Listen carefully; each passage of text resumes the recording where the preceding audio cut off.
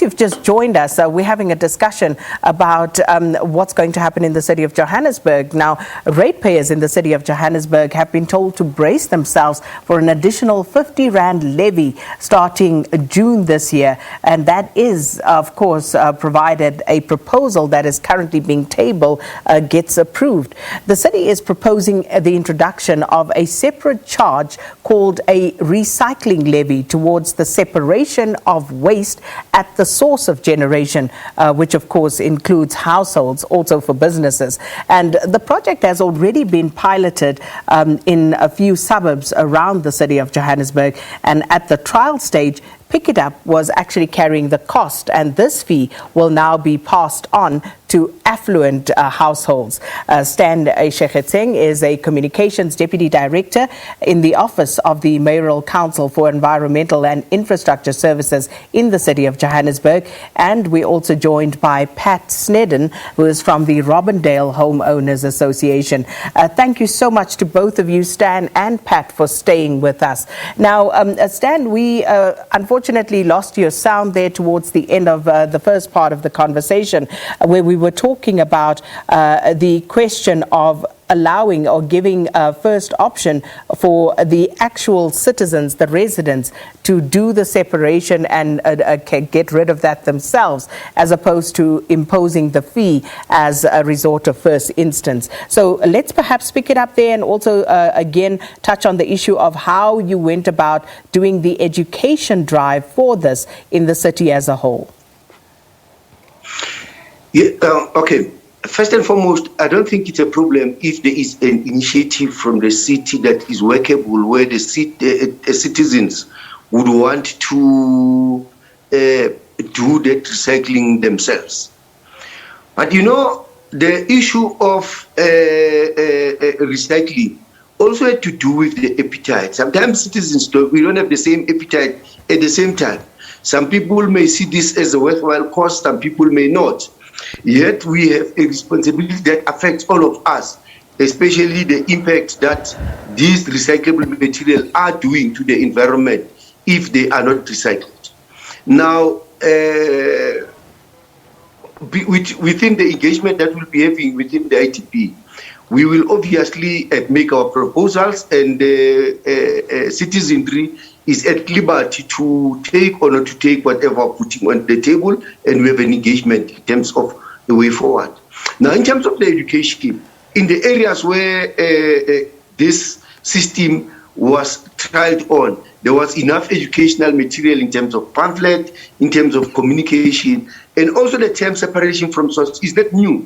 There's been discussion on it on the media, there's been discussion on it everywhere. Is there more that can be done? Yes, there is more that needs to be done.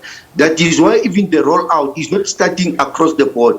We are phasing it in with people that have normal communication processes. They are able to read and write, listen to television. Not everybody that has a TV, it's not everybody that has a radio, it's not everybody that has a smart TV. So we must phase it in so that at some time all the citizens within Johannesburg are able to do this particular process of separation from source. But also to ensure that we start integrating, you know, the new entrance into the market called the waste pickers or baggeries. They were not here some 10, 15 years ago. They are here, they are in our spaces, they are always looking into our bins.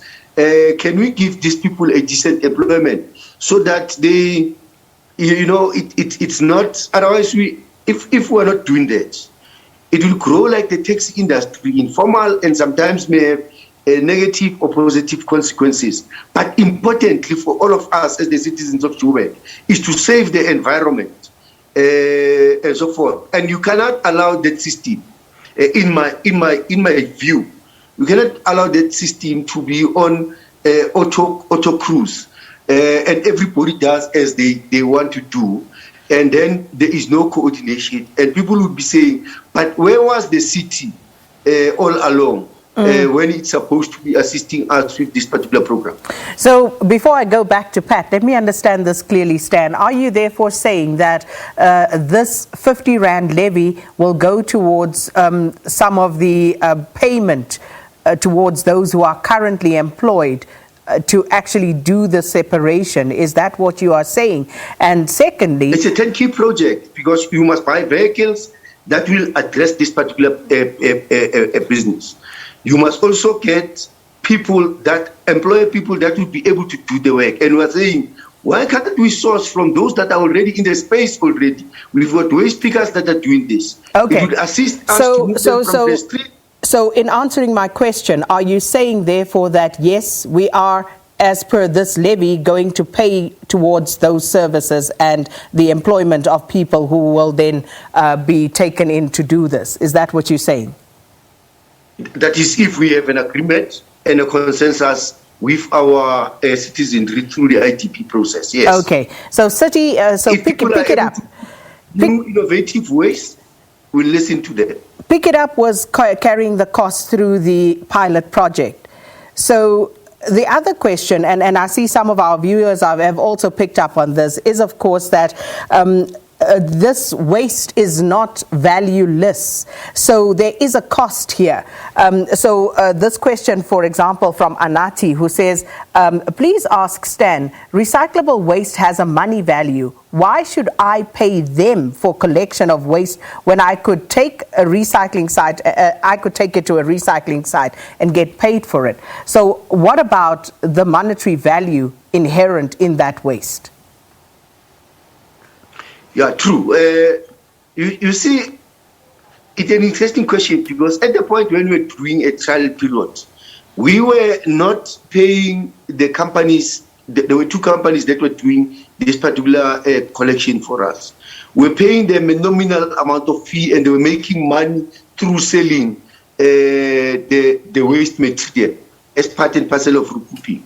But we're also saying, in doing that, they sell it on the open market.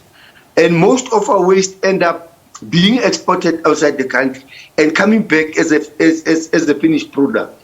But if we're creating a value chain that would assist all of us to ensure that we have factories that would be able to do the recycling, converting whatever is being recycled into a material, and that material is used to revive industries within the city of Johannesburg, within the country as a whole, then you then are creating a sustainable market. I mean, currently, those people now during COVID, they could not have a space to sell wherever they wanted to sell.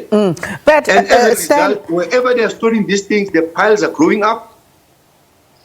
In fairness, you're not answering my question because in answering my question, you were supposed to tell me how you have factored in that value and how you ultimately determined this 50 Rand as per the end result at the end of that particular process.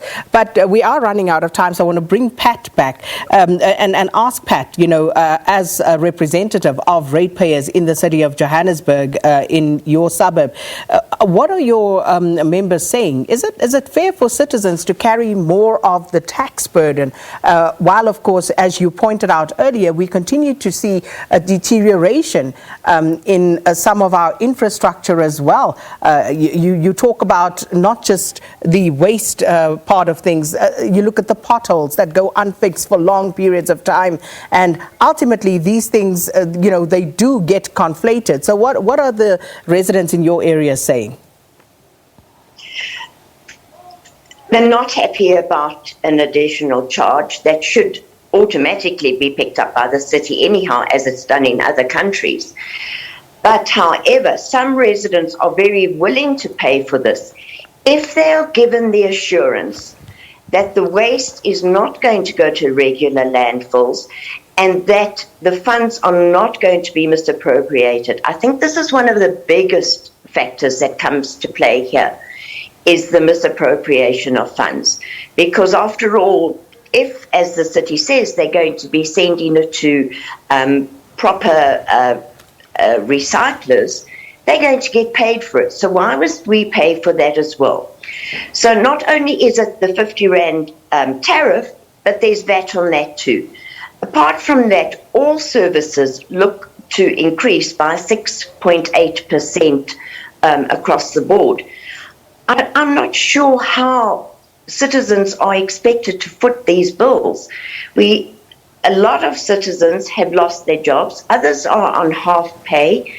A lot of charities depend on the collection of recyclers. And also, I don't think you're ever going to bypass the trolleypreneurs. If we are going to put our waste already separated for them on the pavement, are they not just going to come by and pick it up anyhow and still take it to the independent recyclers, and it's still going to be sent out the country and come back as finished goods? So I'm really and truly not sure that this has been thought through correctly, and I think they really and truly need to educate people and to have a proper engagement with citizens around this issue. Stan, in response to Pat, and also how, as she asked the question, how are you going to guarantee ratepayers that the money will actually go to good use and that they will actually see value for their money? And let me just add in Sipho Khadebe's question. Sipho says, could you please ask Stan, on what percentage is that 50 Rand going to be hiked yearly? Why didn't you start, for example, at a nominal 5 Rand? Stan? Firstly, I spoke to the CFO at City Power, Mr. Lichani, and he explained to me from a cost perspective that the cost per household is supposed to be 121. The city is subsidizing 121 at its bare maximum. That is why we're arriving at the amount. Based on what? So it's not based like on what, Stan? You need to explain that to us. Based on what? Yeah, based on the research. Based on the research and the value of introducing this particular new concept. What research? You see, if you're going to say that to us, then you need to break it down for us. This is what it's going to cost in transport. This is what it's going to cost in the bins, in the liners that you're going to use. So it's not good enough to just throw an amount at us without breaking it down so that we understand what exactly it is that we are paying for. Yeah, you see, I was not prepared for the rands and cents when we were coming here. But if there is a breakdown that we need to give out, you can make it public, you can make it press release with all the necessary detail of the rands and cents around these sort of things. But currently, I thought the idea was for us to get the concept. What is the concept all about? The concept for all of us is first to save the environment, to ensure that all the citizens participate in the issue of recycling. You know, and there is an issue that normally says that people need an assurance that this money will be ring-fenced and will not be abused. We need to talk to that one. You know, it's not all the departments of government where money is being embezzled. There are good technocrats out there who are working, and what we need to say is that this 50 Rand is going nowhere else, but is going towards the process of doing this particular recycling, separation waste from source, and to ensure that all the recyclable material do not find their space in our landfill sites, and therefore increase the lifespan of the landfill sites themselves. But Stan, if I may, you would understand and you would appreciate at this point, your word is not good enough. There's a massive trust deficit between the citizens and the government at all spheres of government. And therefore, it's not good enough to just say, we guarantee you that this money will be ring-fenced. We need to know how. We need the specifics. Tell us exactly how it's going to be ring-fenced. Tell us exactly what you're going to use this towards and at which stages. Because we don't trust you, Stan, to be frank. No, of course, trust is not an easy thing. Trust is earned. With the current administration, I mean, in terms of cleaning service delivery, we have tried to up the game. Health Cleaner Joburg, we're there every week. We are sharing the information of what we're doing. We've visited many suburbs. We've visited all the regions in Johannesburg, and we're starting afresh all over again. There is a commitment from us to clean, to recycle, to do these things. I mean, we have spoken to the waste pickers themselves. They've got their association. We're engaging them. We're engaging all citizens in all the areas where there are communities that are organized like pets organization. When we know about them, we do go to them, we engage them upfront. And my understanding is that the issue of the rents and cents and how these things are going to be ring-fenced, we need to have a separate session with the CFO, who then will give you the actual rents and cents of how these things are, how this money is going to be ring-fenced to the interest of the citizenry of the City of Johannesburg. The other question is, of course, the question of wealthy households, affluent households in the City of Johannesburg. And as it stands on the proposal, that would be any household that is worth 350,000 Rand or more, as I understand it.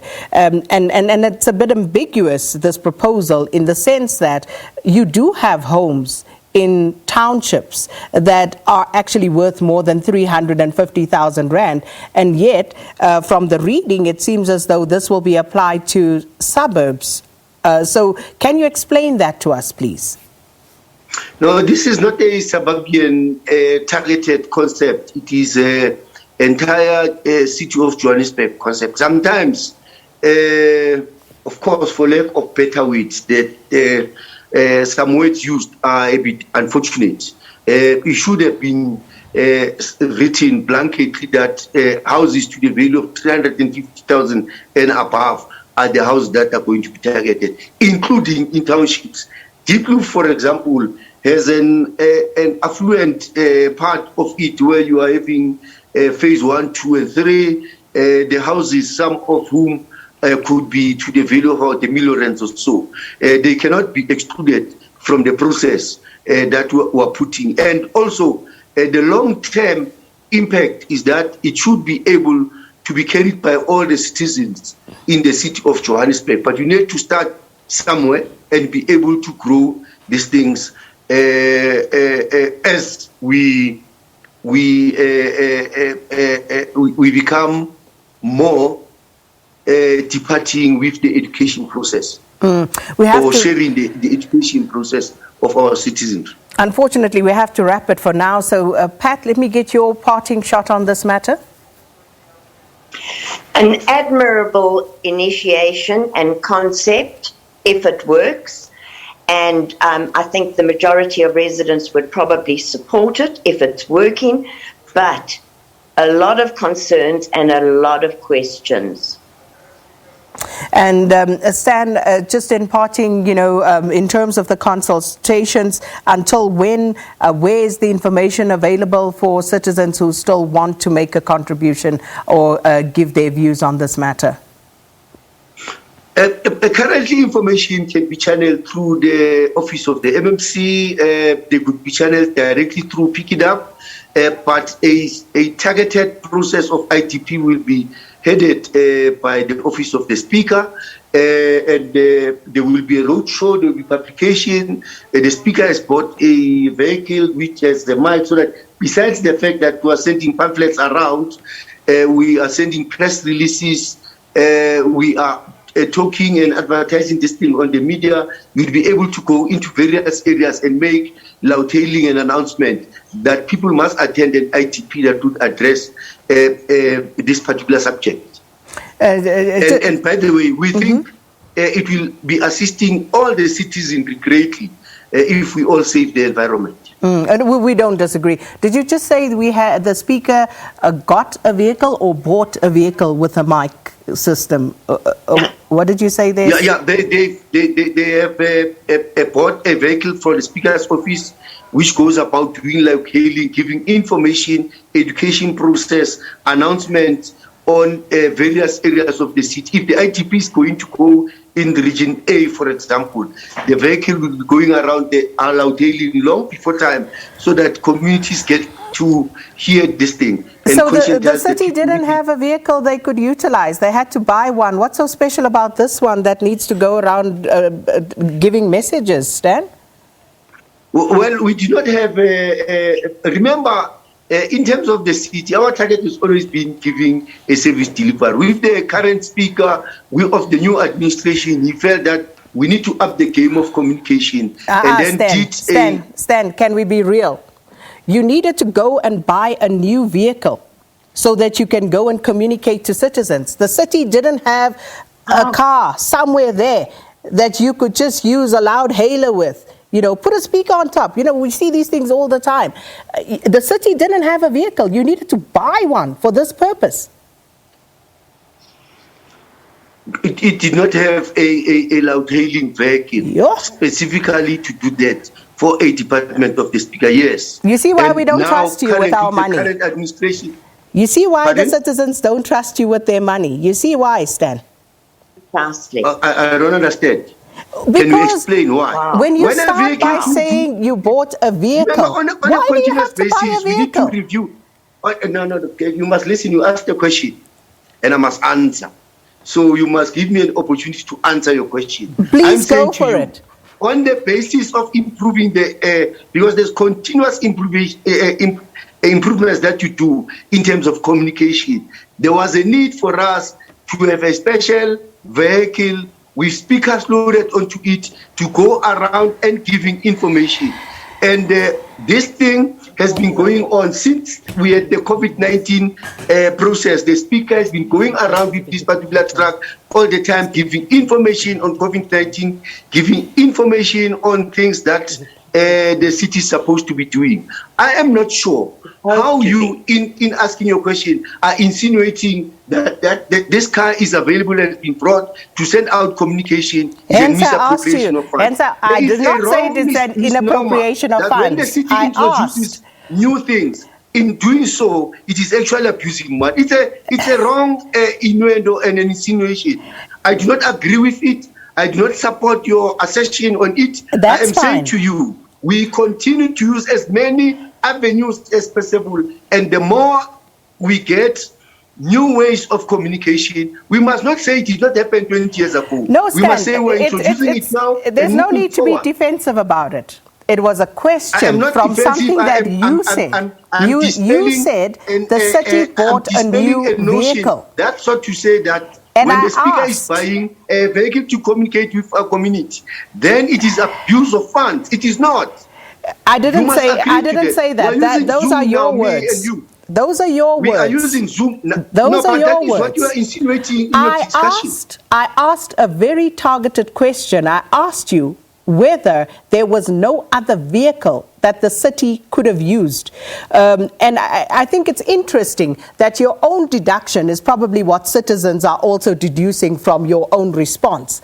But, you know, we're going to have to leave it here, unfortunately. But I think it's interesting. I think it's good that we have people talking about it. And hopefully we'll invite you back again shortly, Stan, so that we can look at the process and how far it's gone. But unfortunately, we are now into headline news time. Stan Isheketseng is Communications Deputy Director in the Office of the Johannesburg Mayoral Council for Environmental and Infrastructure Services. And we also had Pat Snedden from the Robindale Ratepayers Association, I think it is. And we were talking about the proposed additional recycling levy of 50 Rand per month, which the city hopes to impose on residents of the city if it gets approved for recycling at source. So if you can go and give your inputs towards this, it's time for headline.